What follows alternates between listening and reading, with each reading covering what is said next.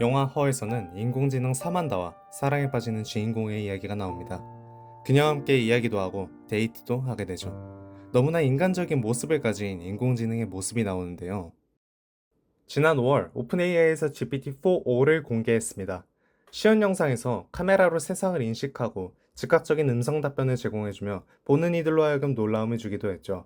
더 이상 영화 속에 나오던 인공지능의 모습이 멀지 않게 되었습니다. 그러나 이 AI가 지구온난화를 더욱 가속시키고 있다는 사실 알고 계셨나요? AI의 이면에 대해서 우리는 얼마나 알고 있을까요? 1000테라와트. 국제에너지기구는 2026년 전 세계 데이터 센터의 사용 전력이 일본 전체 전력 사용량과 맞먹을 것으로 전망합니다. 이는 국내 원자력 발전소 25기가 4.6년 동안 쉬지 않고 가동해야 얻을 수 있는 전력량과 동일한데요. 국내에서도 인공지능의 여파로 전력 수요가 증가할 것이라고 예측을 합니다. 특히 반도체와 데이터 센터의 전력 수요가 2030년에는 23년 대비 2배 이상 증가할 것이라고 얘기를 하죠. 실제로 기업에서도 늘어나는 전력 수요를 최근에 요구되는 탄소 중립 니즈와 함께 풀어나가려고 하는 노력이 존재합니다. 대표적으로 LG에서는 자체 재생에너지 생산을 통해 탄소 배출을 최소화하고 이러한 에너지 최적화를 건설 단계부터 고려한 LG 사이언스 파크를 통해 지속적인 개선을 이루고 있다고 합니다. 그런데 이러한 과정에서도 문제가 발생한다고 합니다. 바로 재생에너지의 설비가 부족하다는 점인데요. 재생에너지를 사용하고 싶어도 재생에너지의 절대적인 양이 부족해서 대체를 못하고 있는 상황이라고 합니다. 대한민국은 이스라엘과 함께 10% 미만대로 최하위에 머무르고 있습니다. 덴마크가 2022년 기준 81%, 심지어 옆나라 중국도 지난해 재생에너지 비율이 50%를 넘겼다고 합니다. 그럼 한국이 유독 재생에너지 도입이 느린 이유는 무엇일까요? 이에 전문가들은 다양한 이유가 있지만 재생에너지에 대해 가지는 부정적인 인식이 팽배한 것을 가장 큰 이유로 뽑습니다. 직접적 관련이 없다고 생각을 하는 쪽에서는 대선 안 하려고 하는 거죠. 하려고 하는 유인도 별로 없고. 그러니까 우리나라는 전반적으로 재생에너지에 대한 이해도가 엄청나게 낮다. 유독 국내에서 사람들이 재생에너지에 가지는 거부감이 정착에 방해가 된다고 합니다. 태양광은 효율이 안 좋고 비싸며 풍력발전도 국내 환경에 적합하지 않다고들 이야기를 합니다. 뿐만 아니라 정책적 지원도 시급하다고 합니다.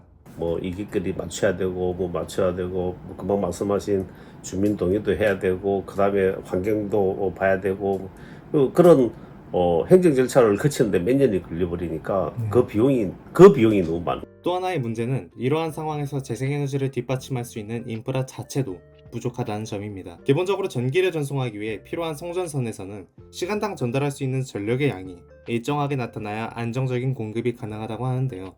만약 에너지의 양이 변동 범위보다 커지거나 작아지는 순간 정전과 같은 문제가 발생한다고 합니다. 그런데 현재 국내에서 이러한 재생에너지를 전송할 수 있는 송전선 자체가 부족한 상황이라고 합니다. 태양광 발전은 낮에만 발전이 가능하기에 시간에 따른 전력 편차가 많이 발생한다고 합니다. 그 발생량이 안정적인 기존 화석연료 기반의 발전과는 많이 다르죠. 그러다 보니까 이를 통제하는 것도 하나의 기술 과제였는데요.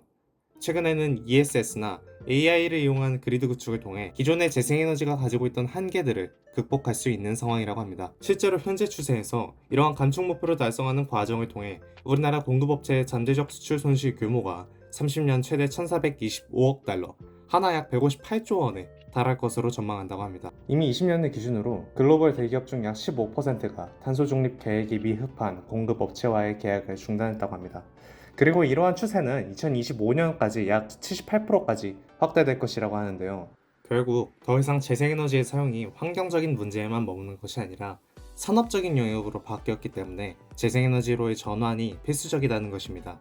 산업의 문제가 훨씬 더 이제 큰 중요한 문제, 우리나라 같은 경우는 이제 중요한 문제로 갈 수밖에 없는 게 우리나라는 모든 산업이 수출 위주로 돼 있기 때문에 팔아야 되잖아요. 결국 다각적인 접근이 필요한 것입니다. 국토가 좁고 서양 대륙권과 달리 독립된 한반도에서 재생에너지를 효율적으로 활용하기 위해서는 건설부터 송전선 배치, 그리고 운영까지 여러 요소들을 동시에 고려한 홀리스틱 어프로치가 필요하다고 하는 것이죠. 결국 시민사회에서는 재생에너지에 대한 열린 인식을 가지고 적극적으로 요구를 해야 합니다.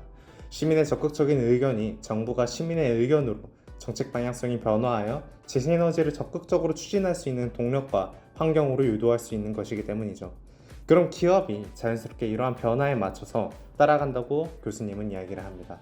국내 인공지능 기술과 반도체 기술이 발전함에 따라 결국에 경쟁력을 갖추기 위해서는 이러한 기술들이 가져오는 탄소 중립 효과가 동반되어야 될 것입니다. 그리고 그것이 진정 지속 가능한 미래를 위한 방향성이 아닐지 조심스럽게 예측을 해보며 오늘 영상 이만 마치겠습니다. 감사합니다.